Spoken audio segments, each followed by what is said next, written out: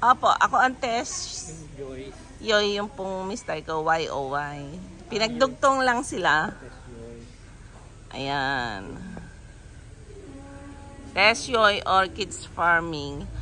Inayos ko yan. Naubos na nga yung bulaklak. Nagpapaking kami. Ang daming bulaklak dito sa loob. Ito ma'am ay ano rin sila sa mga spray ng mga fungicide, insecticide. Halos more on organic tayo. Lalo na po itong nasa garden. Nandito kasi kami. More on organic. Opo, yung Organic insecticide. kasi yung anak ko, si Charlie, gumagawa siya yung FAA ba yan? Fish amino acid. Apo, yun. Ako ng assessor ako ng organic ng TESDA. Ayun pala, sir. So, mura organic. Kahit po sa ubas, amo yung kanyang binili. Ayan. Amo. So, dito rin siya ako. Ang ganda ho pala nag-promote pa ako.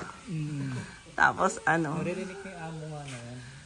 ala pa po, gumanda yung ubas, gumrin, and then ito yung pina-spray ko na rin dito.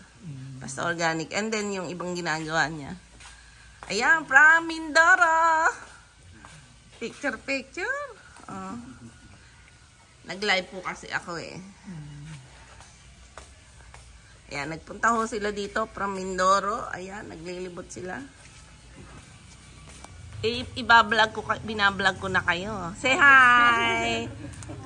Shout out from Mindoro. Sige po.